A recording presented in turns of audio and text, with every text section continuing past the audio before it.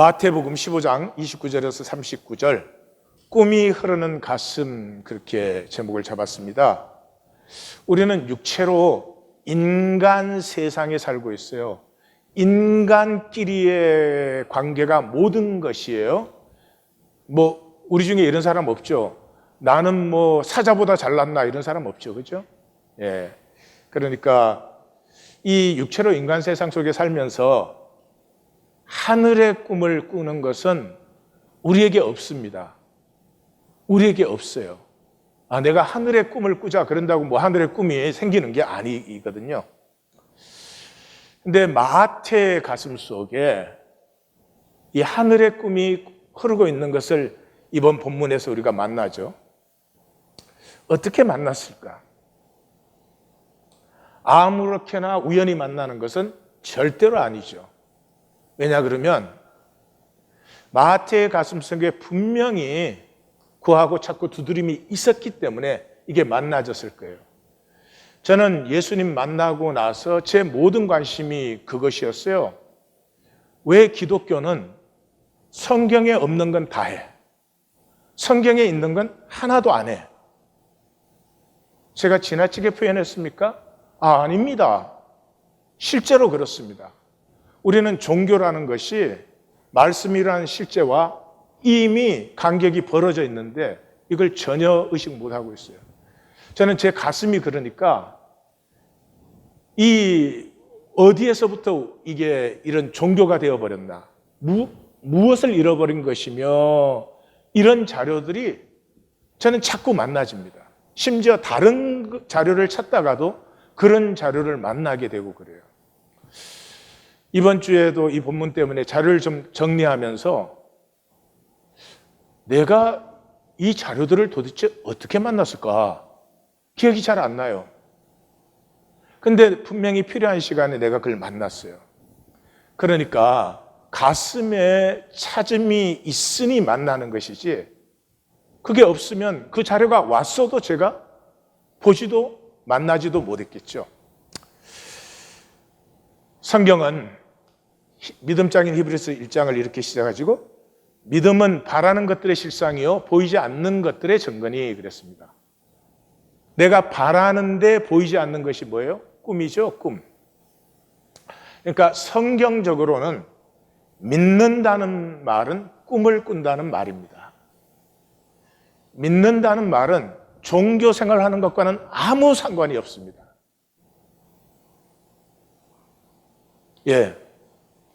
하나님을 믿는 것과 종교 생활은 성경에서도 신구약에서도 나오지만 우리의 시대에도 마찬가지입니다. 전혀 상관없습니다.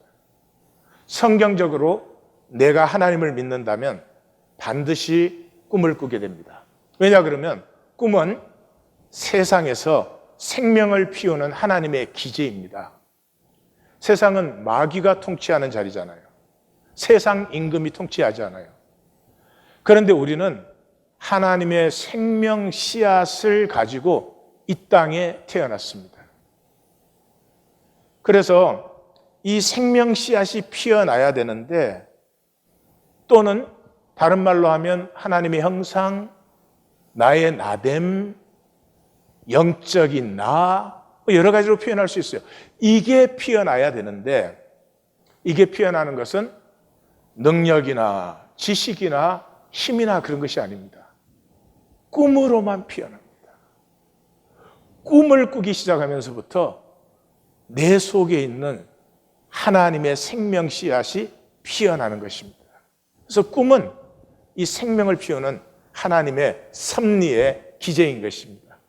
그래서 하늘 사람 또는 거듭난 사람의 특징이 꿈입니다. 이 사람만이 꿈을 꿉니다. 이 우주 전체에서. 이 하나님의 형상이 있다라고 하는 것은 꿈을 꾼다 하는 것과 똑같은 것이. 꿈이 없으면 현상으로 삽니다. 현상이 전부입니다. 현상이 전부인 사람은 계산밖에 없습니다. 아니 계산한다 이게 아니죠. 자동적으로 무의식적으로 계산뿐이에요. 근데 그것은 참 불행한 일이에요. 계산을 하기 때문에 열심히 삽니다. 근데 모든 것을 패해버려요. 자, 부부 사이를 계산으로 한다고 생각해 보십시다. 그건 좀 어렵기는 합니다만은, 그러면 계산으로 한 것은 관계가 안 되죠. 그러므로 열심히 하고 자기 스스로 패하는 것이죠. 그래서 이 계산하는 현상의 삶을 제일 좋은 이미지가 애벌레인 것 같아요. 애벌레는 계산을 끊임없이 해야 돼요. 여기서 저기 움직이는 것도 얼마나 힘든지 몰라요. 예. 이쪽에 나뭇잎이 없어서 저쪽 나뭇잎까지 가는데 얼마나 힘이 든지 모르겠어요. 그게 위험이 얼마나 많아요. 그러니까 계산이 끊이지 않습니다. 그렇게 살다 죽는 거예요. 나비가 되어보지 못하는 거죠. 나비는 꿈이 있어야만 고치 속으로 들어갈 수 있는 것이죠. 그래서 베드로는 구약 전체를 한마디로 요약할 때 요엘 선지자 2장 28절을 인용했죠. 그때가 오면은 내 영을, 하나님의 영을 모든 육체에 부어준다. 자녀들은 장래일을 얘기하고 늙은이는 꿈을 꾸고 젊은이는 이상을 본다. 다시 말해서 하나님의 영이 임하면 꿈을 꾸기 시작하는 것이죠. 꿈이 피어나면 내 안에 신성이 피어나기 시작하는 것입니다.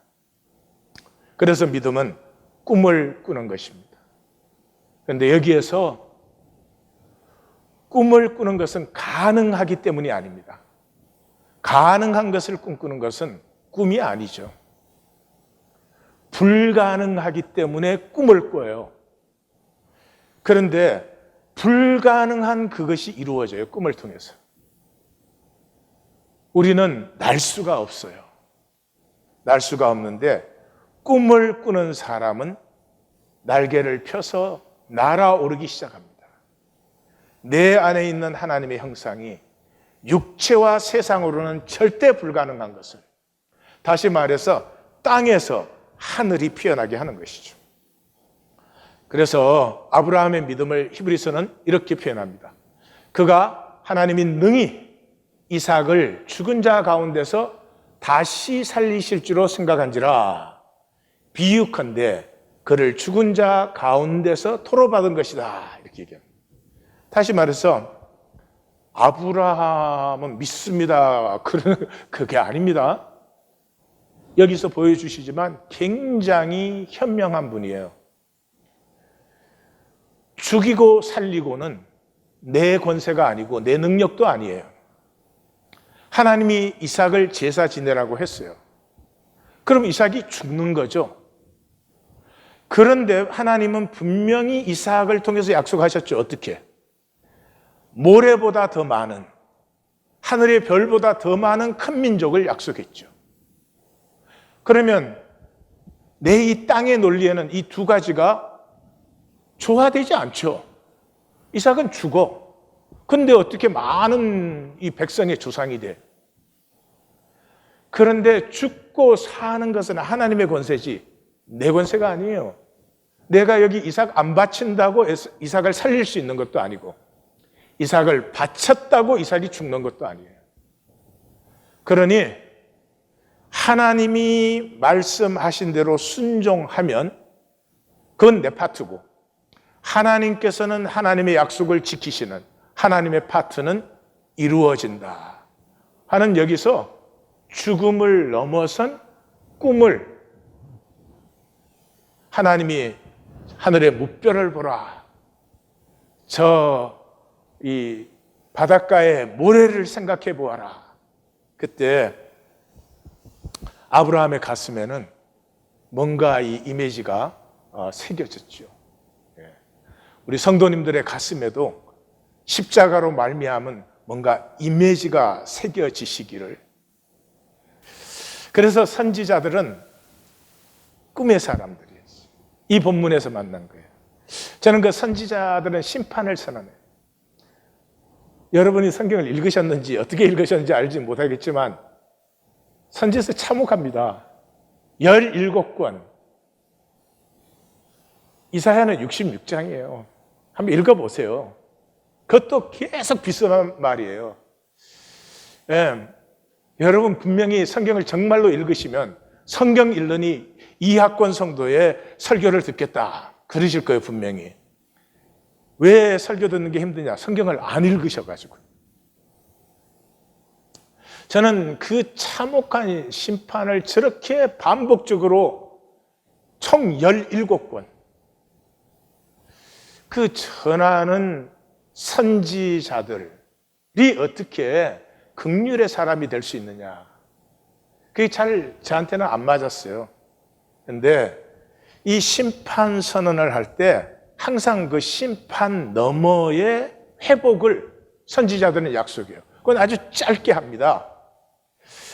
그러므로 그들은 심판을 선포하지만 중심에는 긍휼이 있었던 사람들이었어요. 그래서 하나님을 만났다고 하는 것은 절망을 넘어 꿈이 피어나는 것이다. 절망을 넘어.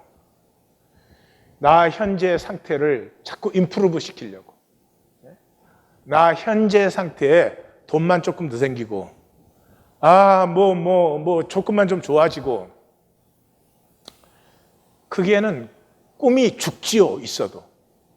그게 아니고, 이 디자인 자체가 그렇게 되어 있죠. 이 세상에 육체로 사는 나에게 대해서 절망할 때, 그때 꿈이 피어나는 거죠. 그래서 꿈꾸는 자, 그럼 요셉 생각나죠? 꿈꾸는 자는 약속의 복을 누리는 자예요. 꿈은 욕심이 아닙니다. 욕심은 이제 기분, 이렇게 주어진 것 중에서. 이 세상은 전부 주어진 거잖아요. 뭐 학교도 이런 학교, 뭐 차도 저런 차, 뭐 등등등해서 주어진 것 중에 내가 어느 것을 가질 수 있느냐. 그건 욕심이죠. 그건 꿈이라고 하지 않습니다. 그런데 이 모든 욕심의 중심은 뭐냐 그러면 보이려고 하는 거거든요. 보이려고. 근데 성도님들 한번 생각해 보셨어요? 왜 우리는 그 보이기에 미쳐 있을까? 저한테 보이기려를 들은 것만 해도 수천 번이어서 이제 보이기도 싫다. 그래도 우리는 보이기에 미쳐 있어요. 내가 조금만 부족하게 보였어도 엄청나게 싫어요. 예. 내가 조금만 실패한 자, 능력 없는 자, 약한 자로 보여도 아주 끔찍스러워요. 우리는 보이기에 미치고 중독된 사람들이에요. 왜 그럴까 생각해 보셨어요? 답은 간단해요. 죄 때문에 그래요. 죄는 남이 볼까봐 너무 두렵습니다. 그래서 창세기 3장 죄 짓자마자 가리기부터 시작했잖아요. 그러니까 종교식 생활을 하시면서도 그저 남에게 보이는데 내가 신경이 쓰인다. 보통 자기가 하는 일은 의식 못하니까 난 다른 사람 같이 많지는 않은데 그냥 1초에 200번 정도밖에 신경 안 쓰인다. 왜 그래요? 죄 때문이에요. 죄 용서 받은 적 없어요. 용서받은 사람, 죄 사함을 받은 사람은 피우고 싶어져요. 아버지의 생명을 주시고 이 생명 피우라고 여호와 이레로 준비까지 다 해주시고, 근데 그거 다 내가 막아요. 내 욕심이 그걸 다 막아요. 그렇게 산 것이 너무나 미안해서 내 소원도 소원이지만 아버지에게 내가 피워드리고 싶어요. 그걸 믿음, 소망, 사랑이라고 해요. 도토리 역사 같은 거죠. 도토리가 이 땅에 떨어져가지고 막 내가 상수리 나무로 자라려면 물도 필요해, 비타민도 필요해, 무기질도 필요해. 막 찾으러 다니죠. 그죠? 땅속에서. 도토리 속에는 하나님이 꿈을 심어 놓으셨어요. 상수리 나무가 되는. 그 꿈이 모든 것을 끌어들여요. 이 꿈을 의식적으로 꾸는 것은 인간밖에 없어요.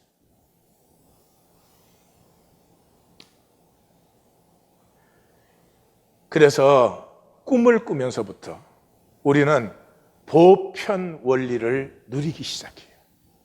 에고에 사로잡혀서 나한테 이익되지 않는 것은 아무것도 못하는, 그래서 이익을 챙긴다고 자기가 자기를 버리고 패하고 저주하는 그 삶에 있던 내가 보편 원리를, 하나님이 모든 것은 잘 되도록, 하나님이 모든 것은 어울리도록, 하나님 모든 것은 하나가 되도록, 그 보편 원리를 누리기 시작해요. 힘과 능이 아니에요. 내가 얼마나 잘났느냐 그런 거 아니에요. 그냥 하나님의 약속만 누려도 우리는 감당이 안 될 정도로 풍성한 생명을 누리는 것이에요. 꿈은 그러므로 존재가 피어나요. 존재. 나라는 이 현상 속에 보이지 않는 영적인 나, 하나님 형상, 이렇게 부르는 이 존재가 피어나요. 이 존재를 하나님에게 씨앗으로 받았거든요. 씨앗으로 받은 다음에 우리가 하나님 앞에서, 하나님, 내가 세상에 가서 이 씨앗을 나의 나무로 장성하게 피워보고 싶습니다. 그 이상의 기쁨은 없어요. 내 생명이 피어나고 자라나는 그 이상의 기쁨 없어요. 여러분, 세상에 쏘가가지고 뭐 내가 이런 자리를 가졌다, 뭐 나는 이런 차를 탄다, 그게 무슨 기쁨이에요? 잠시 만족은 하겠지 뭐. 그거 가지면 큰일이에요. 왜냐하면 이제 그거보다 더 큰 걸 또 가져야 되니까. 기쁨은 생명이 피어나는 거예요. 그거 하려고 내가 이 땅에 왔어요. 그래서 이 땅에 와서 상황이 어려울수록 더 감사해요.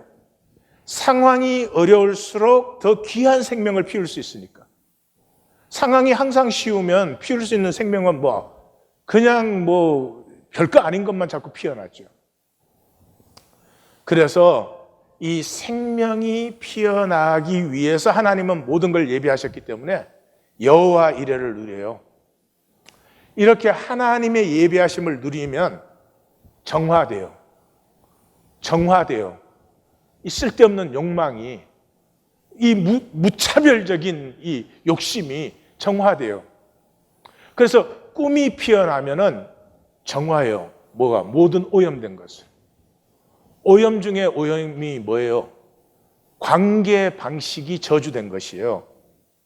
관계 방식이 저주됐다는 건 항상 이거예요. 세상은 너를 어떻게 살짝 컨트롤 해가지고 네가 내 마음대로 해줬으면 좋겠어. 항상 나의 만족을 위해서 너를 컨트롤하려고 하는 게 이 저주의 관계 방식이에요. 우리는 그 방식밖에 몰라요. 세상에 태어난 사람은. 어릴 때부터 그랬잖아요. 어릴 때부터 원하면 뭐 했어요? 처음에는 조르죠.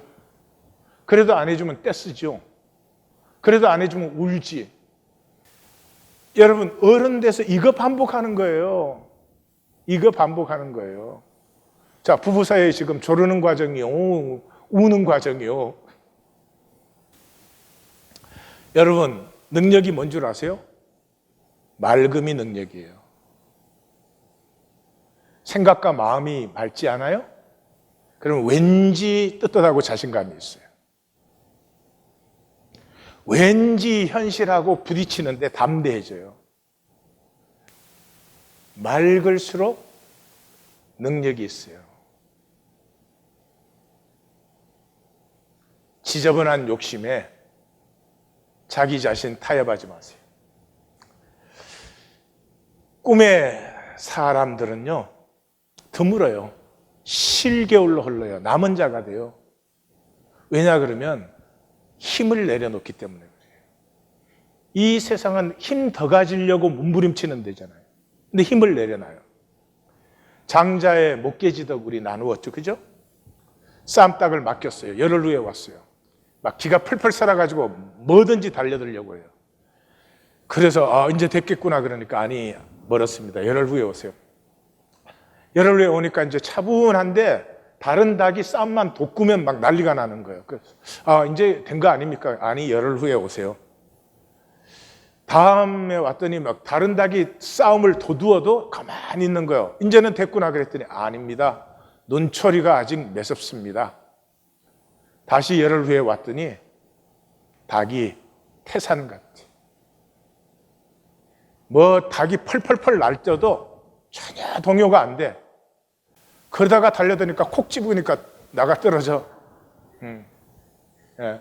여러분 우리도 몸부림치고 산에 죽네 그러지 말고 가만히 있다가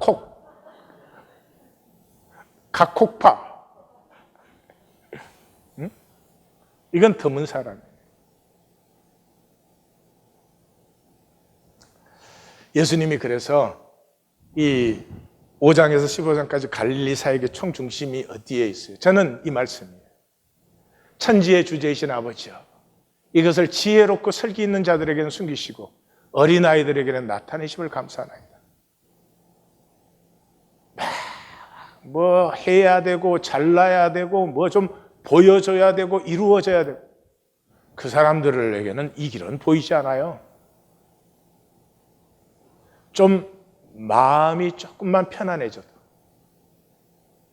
삶은 힘들지만 마음이 조금만 편안해져도, 내가 정말 살고 싶은 삶은 뭐 조금 더 가지는 것, 조금 더 잘난 척하는 것, 그게 아닌 게 금방 알아지잖아요.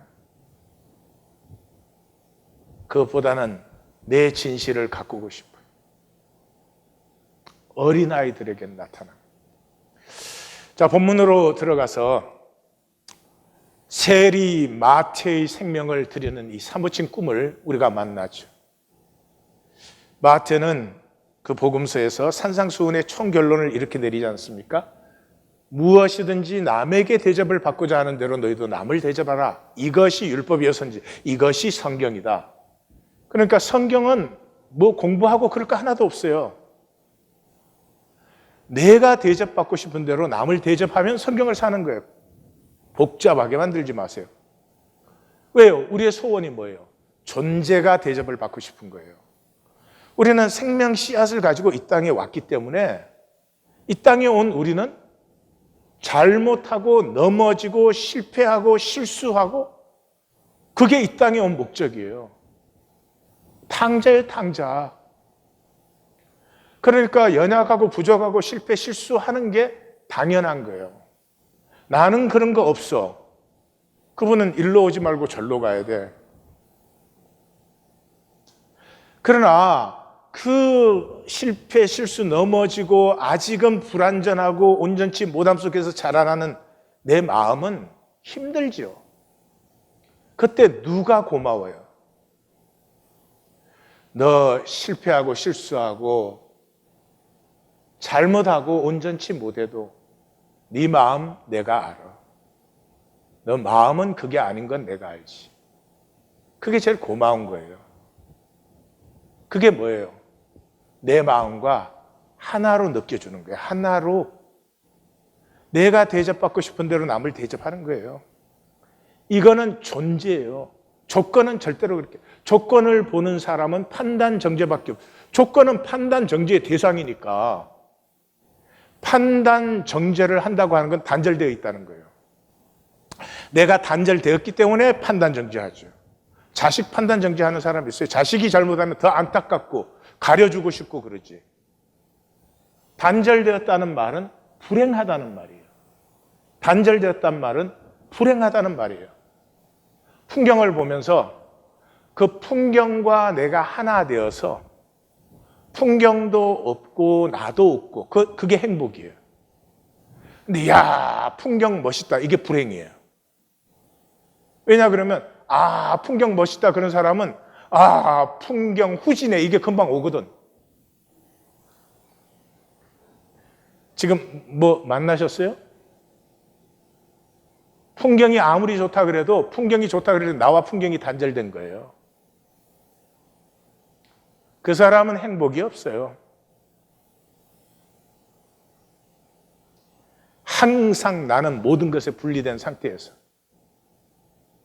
너를 판단하고 너보다 나아야 되고 너보다 못날까 봐 두려워하고, 그게 불행이라고요. 29절에서 31절에 들어가면 이루어지는 선지적 꿈을 보여주고 있죠. 산에 올라가 앉으시니, 이게 5장 1절과 동일합니다. 그래서 산에 올라가 앉으시니 5장 1절에는 제자들이 나왔는데 이번에는 큰 무리가 나오는데 그 큰 무리 중에는 멀리서 온 사람도 있다. 마가는 그렇게 얘기해 주죠. 그래서 이 사람들은, 큰 무리가 누구였어요? lame, blind, dumb, maimed. 아니 뭐 장애인들만 나왔나? 그게 아니라 우리요, 우리. 우리 지금 일어나 걸으세요? 우리 보세요? 하나님 나라 보이세요? dumb. 말씀 들으세요? maimed. 자유하세요? 우리요. 이 땅의 모든 사람은 치유와 회복의 대상이에요. 그들이 나와서 회복되는 이 꿈을 마태는 막 우리한테 보여주고 싶었어. 우리한테 알려주고 싶었어.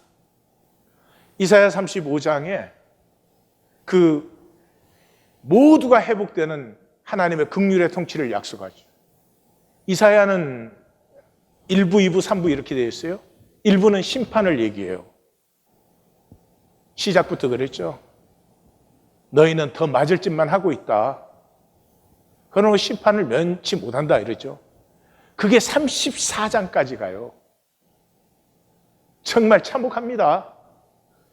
그 34장이 끝났을 때 회복의 약속이 들어와요. 이게 되게 짧어. 그래서 35장은 좀 짧아요. 그러고 나서 36장에서 39장은 뭐예요? 하나님이 약속하신 것은 반드시 이룬다는 걸 보여주기 위해서 사내립에게서 예루살렘이 구원되는 장면을 적고 있어요. 그 당시 아수르의 사내립은 시대적인 차이를 감안한다면 시저와 알렉산더를 넘어서는 정복자예요. 살아남은 성읍이 없어요. 예루살렘은 그들 성읍 중에서 작은 성읍 중에 작은 성읍이에요. 어떻게 아수르의 대군을 맞아서 싸워요? 그런데 18만 5천 명이 하룻밤 사이에 전멸해요. 그리고 사내립은 이 패배 때문에 아시리아로 돌아가서 아들 에살하돈에게 암살당합니다. 하나님이 이스라엘을 통해서 히스기야에게 한 약속이에요. 나는 약속하면 반드시 지킨다. 그걸 보여주는 거예요. 그래서 이스라엘 사람들에게는 이 35장이 하나님의 꿈의 약속이죠. 유다의 죄가 뭐였습니까 그때? 아하스라는 왕이 다스리고 있을 때죠. 유다의 가장 악한 왕이었습니다. 유다의 죄는 보이는 현상에 힘을 의뢰한 것이죠. 꿈이 없는 사람은 힘이 모든 것이에요. 돈을 그렇게 좋아해서도 아니에요. 돈을 정말 숭배해서도 아니에요. 돈을 무슨 뭐 대단한 능력으로 돈을 벌 수 있어서도 아니에요. 꿈이 없으면 돈이 전부예요. 돈은 원 디멘션밖에 없어요. 돈에 무슨 깊이가 있어요. 가게 가서 저는 깊이 있는 사람입니다. 1불짜리인데 이 깊이 있게 들으니까 10불 대신 받으세요. You try, not me. 그래요? 1불은 왕이 줘도 1불, 거지가 줘도 1불이에요. 그 플랫네스, 그 메마름, 그걸 싫은데도 숭배한다고요. 왜냐하면 꿈이 없으면 플랫한 현상밖에 없으니까. 그래서 이 아람 전쟁에서 아수르를 의뢰해가지고 아수르의 우상, 아수르의 문화 다 받아들이고 바알을 숭배하고 끝까지 하나님 안에서 회복의 꿈을 꾸기를 거부한 왕. 그래서 유다 역사의 가장 악한 왕이라고 그러죠. 이 이사야 35장은 아마 세례 요한의 공동체의 어떤 그 암호로 정한 건 아니겠지만, 우리 하나님 교회는 뭐예요? 나의 나됨이죠. 나의 나됨. 그죠? 그래서 우리 교회에서 그 말 들으면 괜찮은데 다른 교회 갔다 그 말 들으면 좀 어색하잖아요. 네? 아니요. 그랬던 것 같아요. 왜냐 그러면 세례 요한이 이제 자기가 죽을 걸 알잖아요. 그래서 예수님한테 보내죠. 내가 당신 증거했는데 내가 잘못한 거 아니죠. 지금이라도 만약 잘못되었다면 내가 돌이켜야 되는 것인데 난 당신의 확증을 원합니다. 오실 거기가 당신 맞습니까? 그랬을 때 예수님이 이사야 35장이 이루어지고 있다고 가서 얘기해라 그랬어요. 그러니까 그러면 알죠. 물론 예수님이 제가 볼 때는 어릴 때 세례요한의 공동체에서 분명히 훈련받았습니다. 6개월 앞선 사촌 형에게서 배운 거죠. 그러나 어느 시점에서 이제 세례요한은 예수님이 자기를 넘어선 것을 보기 시작하신 것이죠. 그래서 31절에 이 마감을 마태는 말 못하는 사람이 말하고 장애인이 온전하게 되고 다리 저는 사람이 걷고 맹인이 봄에 무리가 보고 놀랍게 여겨 이스라엘 하나님께 영광을 드린다 라고 적고 있습니다. 이 말씀을 적는 마태의 가슴은 얼마나 뜨겁고 벅차고 아마 이 귀절을 적을 수 있음만으로 죽어도 좋았을 것이었습니다. 이스라엘이 기다려온 그 꿈이 예수 안에서 우리에게 이루어지고 있어. 이걸 봐야 되는데 이 적는 마태의 가슴, 이 말씀은 이사야 2장과 미가서 4장을 중심으로 나오는 이사야 2장 2, 3절, 미가서 4장 1, 2절은 똑같은 말씀이에요. 근데 그게 뭐예요? 말이래. 말일이 뭐예요? 하나님의 역사가 드러나는 시간이죠. 세상 역사가 이제 마감되기 시작합니다. 여호와의 전에 산이 모든 산 꼭대기에 굳겠을, 산의 높이 얘기하는 거 아니겠죠? 이 산에서 통치하는 권세와 권위가 모든 산 꼭대기 위에 굳겠을 것이요 모든 작은 산 위에 뛰어나리니 만방이 그리로 모여들 것이라. 근데 왜 만방이 그리로 모여들어요? 오라 우리가 여호와의 산에 오르며 야곱의 하나님의 전에 이르자. 이는 율법이 시온에서 나오며 여호와의 말씀이 예루살렘에서 말씀이 흘러나오기 때문에 이제는 하나님의 통치가 이루어짐으로 말미암아 하나님의 말씀이 왕의 명령이 돼요. 그래서 온 세상이 여호와께로 나오는 이 꿈이 이루어지기 시작했다. 그래서 이사야 35장의 꿈을 마태는 5장 산에서 말씀이 흘러나오면서 15장 산에서 이방이 나옴으로 우리에게 보여주고 있죠. 이 35장의 치유와 회복과 구원의 하나님의 통치는 마태복음적으로 말을 하면은 존재로 대접받는 모든 사람이, 그 조건이 아니고 얼마나 잘했느냐 얼마나 성공했느냐로 대접받는 것이 아니라 하나님의 형상을 피우려고 하는 그 존재로 대접을 받는, 이 존재로 대접을 받을 때만이 존재가 피어나죠. 이 대접의 핵심이 십자가죠. 십자가. 아무런 정죄 없이, 아무런 판단 없이 누구든지 그 자신이 자신임으로만 얼마든지 나올 수 있는. 그래서 32절에서 39절까지는 열방을 부르는 왕의 긍휼을 보여주고 있어요. 그래서 예수께서가 4번 나와요. 왕은 스스로 명령해줘. 왕이 그러니까 제자들에게 물어보거나 이러지 않으시죠. 그래서 내가 무리를 불쌍히 여기노라. 여기에 스가랴서가 말한 목자왕, 이 양무리를 섬겨주시는, 돌보아주시는, 나귀 새끼를 타시는 목자왕이 나타나죠.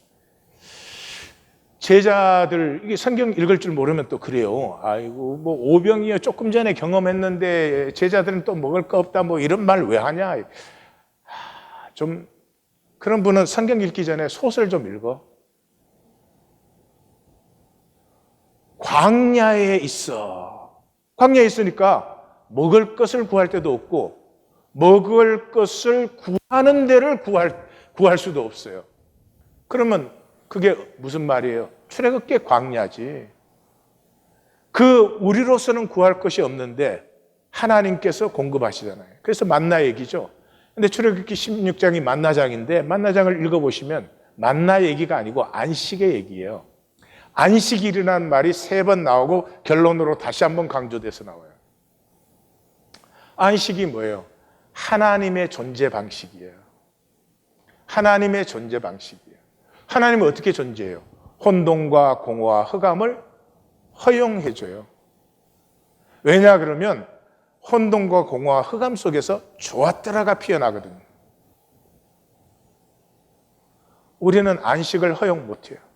조금의 실수도, 조금의 손해도, 조금 뭐 안 되는 것 같으면 어떻게 해야지. 그것 딱 내려놓고 하나님 앞에 가서 앉아서 하나님 저보다 더 잘 아시지요? 하나님 이 일에 개입하시옵소서. 그렇게 못 맡긴다니까요. 그냥 생각이 불안하고 일단 생각이 우주 바깥으로 떠나가 있어요. 이 아무것도 얻을 수 없는 광야에서 하나님의 공급을 기다리는 마음은 존재가 있으면 조건과 필요는 따라온다 하는 것이에요. 다시 한번 말씀드려요. 존재가 있는 곳에는 필요한 것과 조건이 따라오도록 하나님께서 그렇게 만드셨어요. 그러니까 내 존재를 잊어버리고 자꾸 뭐 필요한 거 해야 되는 거 이거에 바쁜 사람은 그게 운명이야. 그게 운명이야. 옆에 사람에게 네 운명 지금 얘기했다 얘.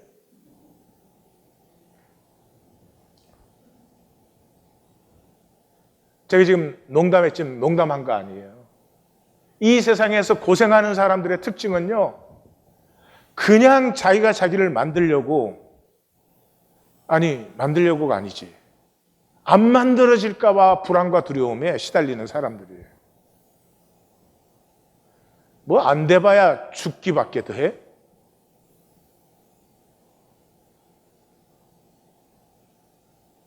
그 정도 되면은 문제거리가 확 줄어요, 그냥.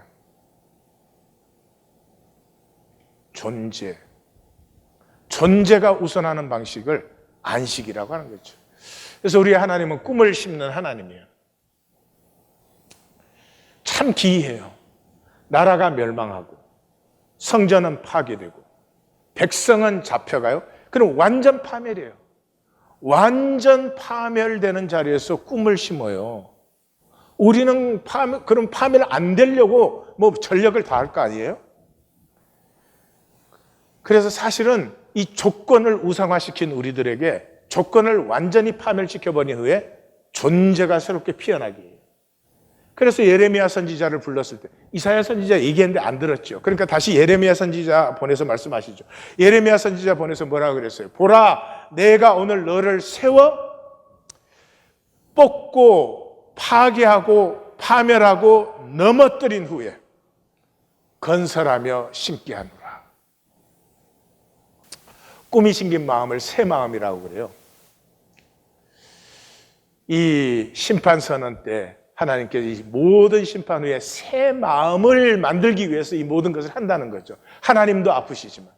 그래서 예레미야 선지자를 통해서 내가 이스라엘 집과 맺을 언약은 이라니 곧 내가 나의 법을 그들 속에 두며 그들의 마음에 기록하여 나는 그들의 하나님이 되고 그들은 나의 백성이 된다.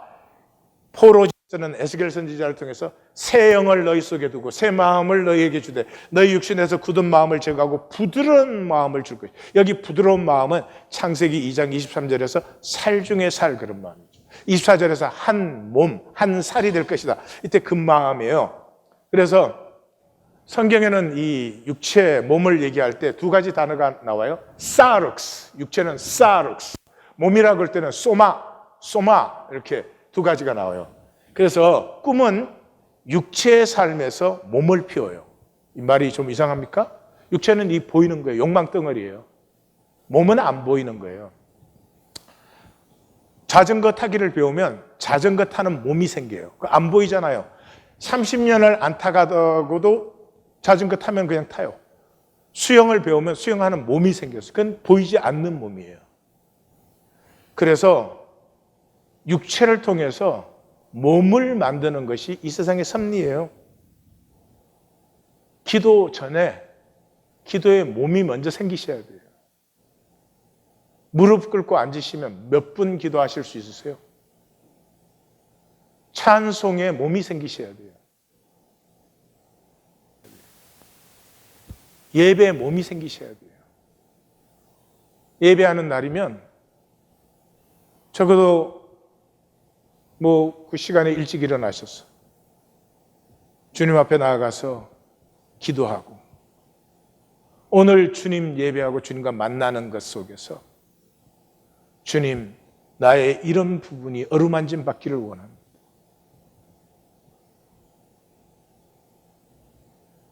예배 날은 항상 막 일어나서 급하고 스스로다가 막 왜 또 신호등은 이렇게 자꾸 걸려 막 이러면서 그런 몸 가진 분은 이제 여기 도착하시면 안식이 애를 써가지고 도착하니까 지쳐가지고 꿈이 없으면 진실이 없어요. 꿈이 없이 가짜 진실, 인생 낭비하지 마세요. 꿈이 없으면 그냥 맹목적인 결핍에 시달려요. 뭐든지 좋은 건 다 가졌으면 좋겠고 좋은 일은 다 생겼으면 좋겠고 그래요. 이 새 마음은, 꿈이 피어나는 새 마음은 꿈을 반드시 노래합니다. 반드시 노래하게 돼 있어요. 그래서 성경에 많이 나오는 새 노래라고 하는 것은 이 꿈을 노래하는 노래가 새 노래예요. 그래서 영혼에서 솟아나기 때문에 울림과 어울림이 있어요. 울림과 어울림. 이 로버트 브라우닝의 피파가 지나간다. 우리 한국말로는 그렇게 부르는 피파송 잠깐 들어보시겠습니다. 어느 잡지에서 목포의 어느 캬바레 악단에서 트럼펫 연주를 하고 있는 유 선생이라는 사람이 쓴 수기를 읽었다. 그는 청소년 시절부터 절도, 강간 등 각종 범죄를 짓고 10여 년간 감옥을 들락거리다가 어느 날 9번째 다시 감옥으로 후송되는 경찰차의 뒷좌석에 앉아 있었다. 밖은 이미 어두웠고 그는 창밖으로 이제 앞으로 몇 년 동안 보지 못할 희망찬란한 네온 사인들을 내다보고 있었다. 그때 마침 라디오에서 김세화의 눈물로 쓴 편지가 흘러나왔다. 눈물로 쓴 편지는 읽을 수가 없어요. 눈물은 보이지 않으니까요. 눈물로 쓴 편지는 고칠 수가 없어요. 순간 애잔한 그 노랫소리가 그의 영혼의 지축을 흔들었다. 마치 신의 계시처럼 자신이 너무나 삶을 낭비하고 있다는 회한의 눈물이 쏟아졌다. 후송차에서 내릴 때 그는 새 사람이 되어 있었다. 그는 모범수가 되어 각종 갱생 프로그램에 참여하여 여러 가지 악기를 배웠고 지금은 행복한 가장으로 쉬는 날이면 아들과 함께 양로원이나 고아원을 찾아다니며 연주회를 가진다. 유 선생은 그 노래를 부른 가수는 꿈에도 모르겠지만 그 노래는 내 영혼의 구원자였다. 그 노래를 듣지 못했다면 아마 나는 아직 감옥에 있거나 아니면 이 세상에 해를 끼치는 사람이 되어 있을 것이다 라고 수기를 맺고 있었다. 모르는 사이에 다른 사람의 영혼을 구한 일.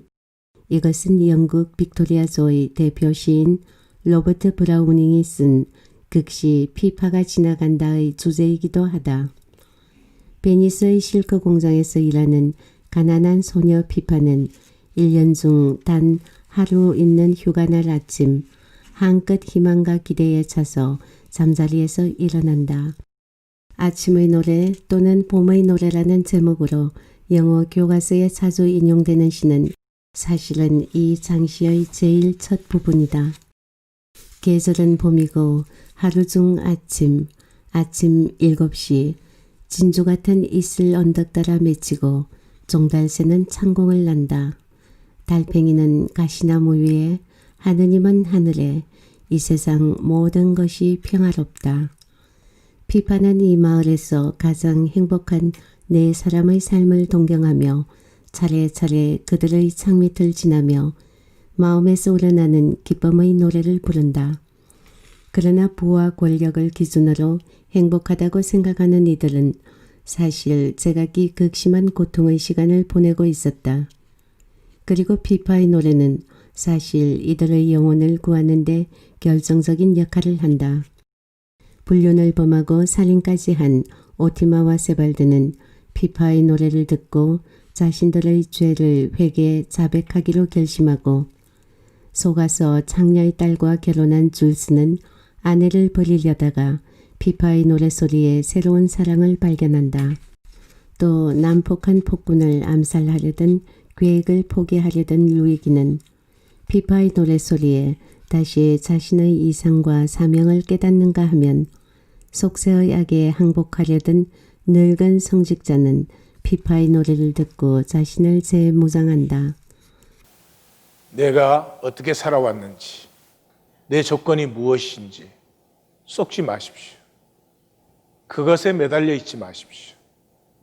사람의 아름다움은 우리 안에 있는 하나님의 씨앗. 이 껍질이 깨어지면 싹이 트는 것입니다. 이 세상에서 싹만 트셔도 됩니다. 그러면 영원히 피어납니다. 육체를 벗은 후에도.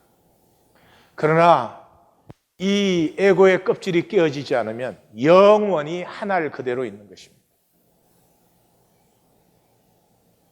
우리에게 필요한 것은 내 안에 있는 하나님의 형상이 무언가의 감동과 부딪히면서 검이 쩡 가고 열려 나오는 것입니다.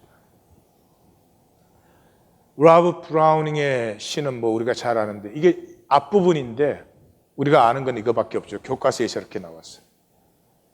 라브 브라우닝은 산업혁명이 끝나고 나서 아이들조차도, 여기 빗바라고 하는 소년인데 아이들조차도 작업장에 끌려 나가서 하루에 16시간, 1년의 휴일이 딱 하루입니다. 그 참혹한 절망을 사실은 노래하고 있습니다. 그런데 조건이 그렇게 참혹하다고 해서 과연 삶은 절망뿐이냐? 전혀 아니라는 것입니다.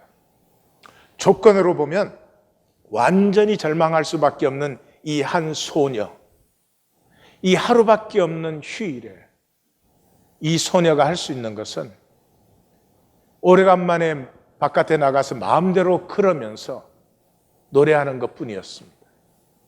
이 소녀가 제일 부러운, 이 마을에서 제일 행복하게 생각되는 네 사람의 그 집 앞을 지나면서 자기의 삶도 언젠가는 그렇게 행복해질 것을 바라면서 노래를 부르는 것입니다. 노래는 조건에서 피어나지 않습니다. 노래는 가슴에서 피어나는 거지. 그래서 그 행복을 노래합니다. 감사와 은혜의 노래를. 그 노래를 하면서 지나가는데 사실은 그 행복한 사람들은 지옥의 시간을 지나가고 있어요. 근데 피파의 노래를 듣는 순간에 가슴에 드디어 울림이 생겨납니다. 불륜 때문에 살인했던 사람은 자수하기로 결정하고, 쏘가서 결혼했던 사람은 그 아내에 대해서 새로운 사랑을 발견하고, 왕을 암살하려고 했던 사람은 더 건설적이고 평화로운 방법으로 싸울 수 있다고 결단하게 되고, 형제들의 재산 다툼에 빠졌던 이 신부는 하나님의 방식으로 이 재산 문제를 처리할 것을 결심을 합니다. 꿈은 어떻게 어려운 조건에도 결코 포기하지 않는 저항성을 가졌습니다. 엄마의 마음 같은 것이죠. 자식이 자기를 포기해도 엄마는 자식을 향해서 꿈을 꾸기 때문에 포기할 수가 없는 것이죠. 꿈은 하나님이 우리에게 주신 축복입니다. 조건과 상황과 우리의 모습에 아무 상관없이 하나님의 형상으로 창조된 인간의 존엄성은 꿈 하나만 있으면 피할 수 없고 영원히 아름답게 피어나는 것입니다. 여기에 필요한 것은 딱 한 가지입니다. 현상에 매달린 손을 놓으셔야 됩니다. 내가 이때까지 만들어 놓은 현상 지키려고 그것의 꿈은 피어날 수 없습니다. 기욤 아폴리네르라고 하는 시인이 한 번 몸을 던지는 경험 없이 새로운 세계는 열리지 않는다. 그래서 그리하여 그들은 날았다 하는 시가 크리스토프 로그의 시인데 대부분은 이 기욤 아폴리네르의 시로 이렇게 알려진 이유가 아마 저 스테이트먼트 때문에 그런 것 같아요. 그리하여 그들은 날았다. 나는 너에게 오직 천사만을 보내었다. 중요한 것은 아무것도 없다. 그렇습니다. 내 하나님의 씨앗을 받아서 내가 장성하는 기쁨을 누리기 위해서 이 땅에 왔습니다. 우리가 내 인생은 왜 이래? 나는 왜 이렇게 운명이 뭐 박하냐? 이런 것들은 전부 하나님의 천사입니다. 어려울수록 귀한, 생명의 귀한 부분이 피어나는 것입니다. 그런데 이 씨를 피워내는 꿈을 잃어버리고 조건이라고 하는 것 변하다가 소멸되는 이걸 우상화 절대화 시켜 놓으면은 어려운 일은 없어야 되고 힘든 일도 없어야 되고 이게 뭐 인생도 아니고 사람도 아니고 이상한 괴물이 돼가지고 나도 나를 싫어하고 나를 사랑할 수 있는 사람은 이 세상에 아무도 없게 만들어버립니다. 중요한 것은 아무것도 없어요. 우리 안에 씨앗이 피어나면 되는 것이죠. 그것은 내가 매달려 있는, 내가 집착하는 그 자리에서 일어나 걸어야 됩니다. 그가 말했다. 가장자리 끝으로 와라. 그들이 대답했다. 우린 두려워요. 그가 다시 말했다. 가장자리 끝으로 오라. 그들이 왔다. 나는 그들을 밀어버렸다. 그리하여 그들은 날았다. 종교는 힘들 때 매달리는 거예요. 이 조건을 위해서 믿는 것이니까. 맨날 힘들다고 해요. 맨날 힘들다. 아무것도 안 받아요. 아무것도 누리질 않아요. 그러고도 복되기를 또 원해요. 자기가 다 패하고 버리면서. 신앙은 하나님과 함께 꿈꾸는 가슴이에요. 내 안에 있는 하나님 형상의 씨앗이 생수의 강으로 솟죠. 이제 우리는 절벽 끝에서 납니다. 이제 우리는 하나님의 말씀, 하나님의 인격을 만나고 그 인격에 나를 던지는 시간으로 들어갑니다. 함께 갈 수 있기를 바랍니다. 그리고 이것을 버리는 것을 두려워하기를 원합니다. 기도하십시다.